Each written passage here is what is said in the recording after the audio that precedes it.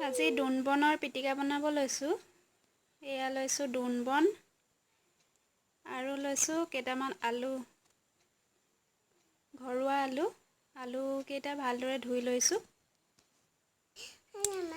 আৰু এটা সৰু টিফিন লৈছোঁ। এইটো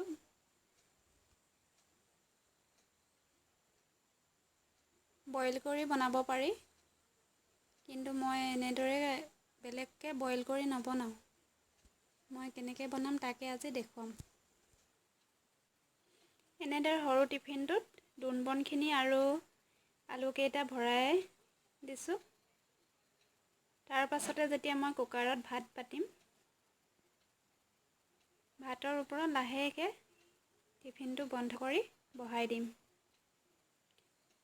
এনেদৰে টিফিনটো বন্ধ কৰি লৈছোঁ। টিফিনটো এনেদৰে বন্ধ কৰি লোৱাৰ পাছত এতিয়া কুকাৰত চাউল ধুই লৈছোঁ। চাউল ধুই পানী দি ল'লোঁ জোখত, আৰু এতিয়া ইয়াতে টিফিনটো বহাই দিম। এনেদৰে টিফিনটো বহাই দিলোঁ। আৰু এতিয়া কুকাৰটো বন্ধ কৰি গেছত উঠাই দিম।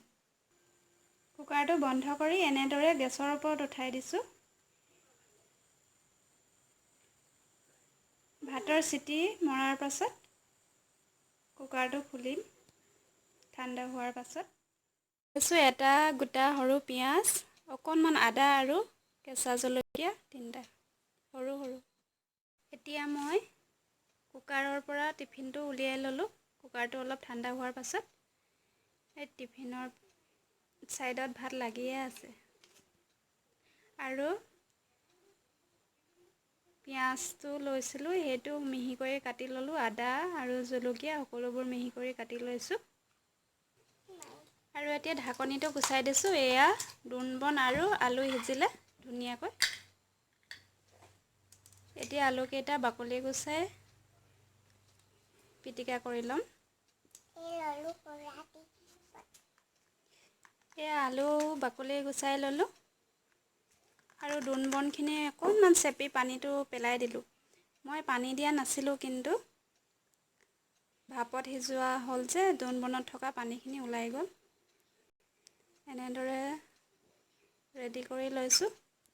এতিয়া ইয়াত দিম অকণমান নিমখ আন্দাজমতে। এতিয়া ইয়াত দিছোঁ অকণমান মিঠাতেল।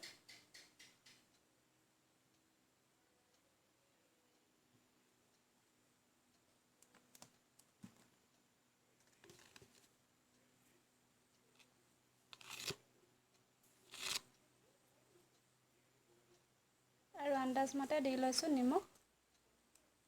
আৰু এতিয়া গোটেইখিনি একেলগে সানি দিম। এয়া দোনবনৰ পিটিকা ৰেডি হৈ গ'ল। এতিয়া ভাতৰ লগত পৰিৱেশন কৰিব পাৰে। পঁইতা ভাতৰ লগত বৰ ভাল লাগে খাবলৈ এই পিটিকাকণ। মই এনেদৰে দোনবনৰ পিটিকা বনাওঁ।